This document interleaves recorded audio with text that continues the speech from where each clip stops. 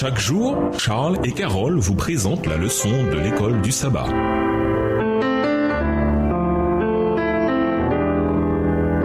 Bienvenue à votre émission Dieu nous parle. Nous voilà la leçon de lundi. Voici l'homme. Lisons Jean 18, verset 38 à Jean 19, verset 5. Comment Pilate a-t-il tenté de persuader les gens de demander la libération de Jésus? Jean 18, le verset 38, Pilate lui dit « Qu'est-ce que la vérité ?» Après avoir dit cela, il sortit de nouveau pour aller vers les Juifs et il leur dit « Je ne trouve aucun crime en lui. Mais comme c'est parmi vous une coutume que je vous relâche quelqu'un à la fête de Pâques, voulez-vous que je vous relâche le roi des Juifs ?» Alors de nouveau tous s'écrièrent « Non, pas lui, mais Barabbas !» Or, Barabbas était un brigand.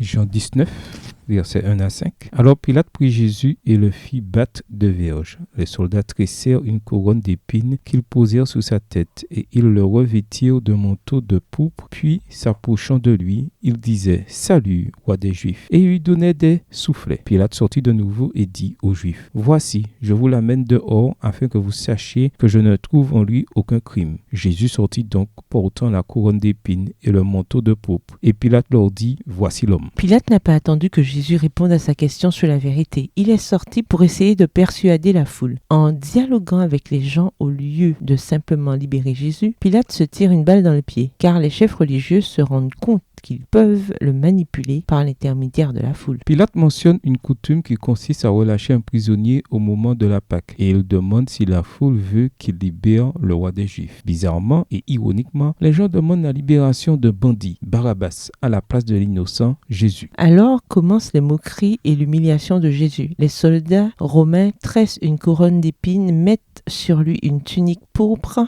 et s'approchent de lui en le saluant comme le roi des Juifs, un peu à la façon dont il saluait l'empereur, mais pour se moquer de lui. En jouant sur la pitié du peuple, Pilate semble chercher un moyen de libérer Jésus. Il fait sortir Jésus avec sa couronne d'épines et son vêtement pourpre, sans faire de commentaires. Jean décrit la scène. Jésus est comme déguisé en roi et le gouverneur interpelle le peuple. Voici l'homme, Jean 19, verset 5. Cette phrase rappelle au lecteur de Jean les mots du baptiseur dans Jean 1, verset 29. Voici l'agneau de Dieu qui enlève le péché du monde. Quelle ironie que le gouverneur païen présente le Messie devant Israël dans ses habits royaux. Cependant, comme le montre Jean 19, les versets 6 à 16, la foule réclame la crucifixion de Jésus car il a prétendu être le Fils de Dieu. Pilate prend peur et cherche d'autant plus à faire libérer Jésus. Mais les chefs scellent le sort de Jésus en déclarant que le libéré reviendrait à s'opposer à César. Ils savent que la loyauté de Pilate envers César signifie qu'il ne peut relâcher quelqu'un prétendant avoir le même statut. Les chefs affirment qu'ils n'ont pas d'autre roi que César. La haine profonde qu'ils avaient pour Jésus était ainsi plus grande que leurs aspirations nationales. Pour se débarrasser de ce Jésus, ils étaient prêts à sacrifier toute leur velléité d'indépendance. Effrayant, un chef païen veut libérer Jésus, tandis que les chefs spirituels de la nation, qui auraient dû le reconnaître, veulent le faire crucifier. Quelle leçon peut-on en tirer? Au revoir! Et à demain si Dieu veut.